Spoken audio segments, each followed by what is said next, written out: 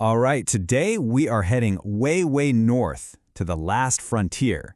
We're going to unpack the incredible, complex history of Alaska. A story that, you'll see, stretches back thousands of years and connects ancient peoples, clashing empires, and some really big debates we're still having today.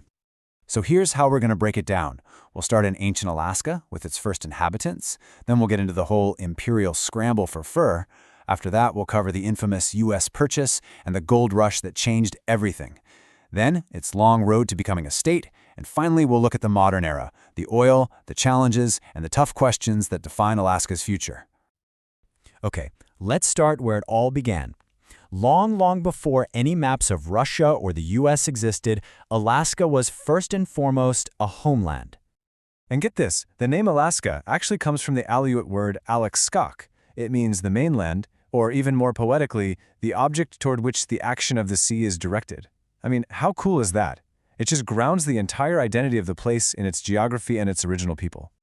And to really put this in perspective, humans were crossing the Bering Land Bridge into Alaska around 14,000 BC. So by the time Europeans showed up, this land was already home to these incredibly diverse, sophisticated cultures. You know, the Tlingit, the Haida, the Aleut. This place wasn't some empty wilderness, it was a settled land with a deep, rich history. All right, let's jump forward to the 18th century. This is when Alaska suddenly becomes this major hotspot for global empires, all fighting over one very precious resource. And, it's easy to think of this as just a Russian thing, but it was so much more than that. It was a global crossroads. You had Russian fur traders setting up shop, Spanish ships planting their flags, that's where names like Valdez come from, and of course the British with Captain Cook mapping every inch of the coast. Alaska was a geopolitical chessboard for sure. So what was driving all this competition? What was the big prize? It was one thing, the fur of the sea otter. This stuff was like the soft gold of the 18th century. It was so luxurious and so valuable that it literally fueled Russia's entire colonial push into North America.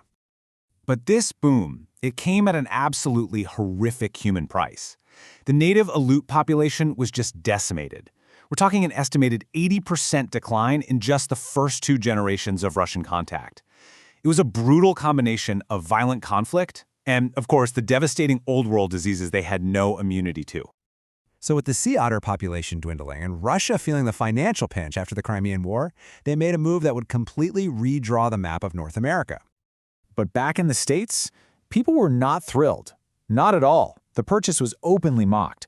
The press called it Seward's Folly, Seward's Icebox, even Andrew Johnson's Polar Bear Garden. To most Americans, it looked like a colossal waste of money on a frozen, useless wasteland. And the price, $7.2 million. Which works out to about 2 cents an acre. I mean, in hindsight, it's one of the greatest bargains in history, but at the time, people just could not see it. So that was the big question hanging in the air. Was this whole thing really a massive mistake? And for a while, yeah, it kind of seemed like the critics were right. Alaska was remote, it was hard to govern, but then everything changed. The answer, in a word, was gold.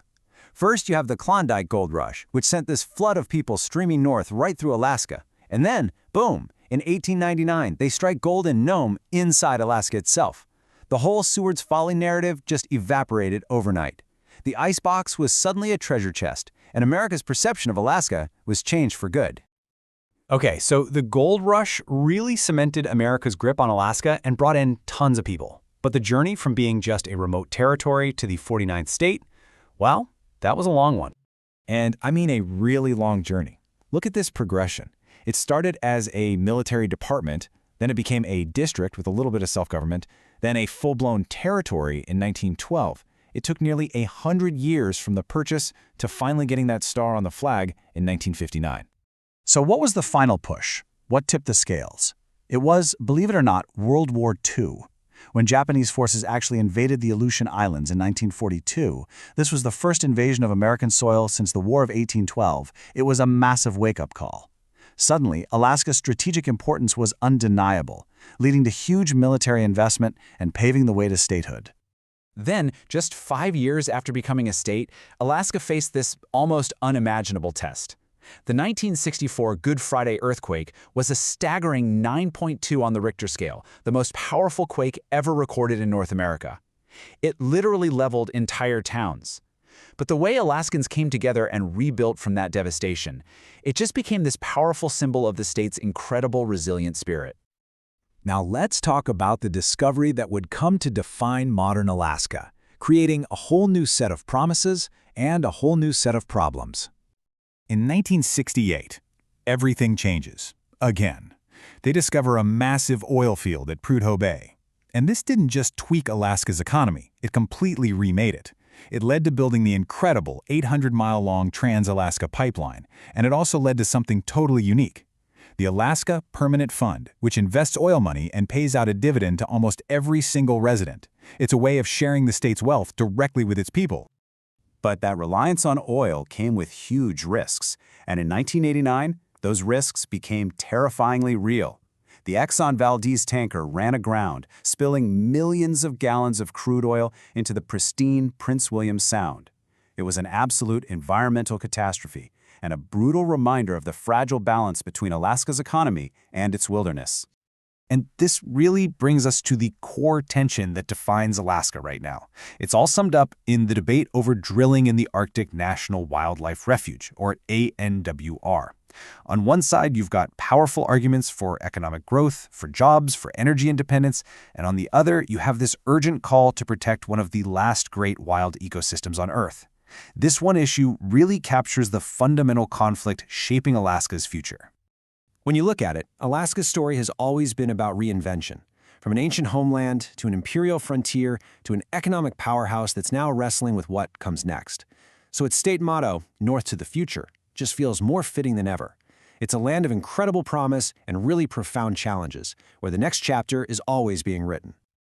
Well, I hope you enjoyed that trip through Alaska's amazing history. If you're curious about how another state's story unfolds, definitely go check out our full U.S. State Histories playlist. And for more deep dives just like this one, make sure you subscribe to the channel. Thanks so much for watching.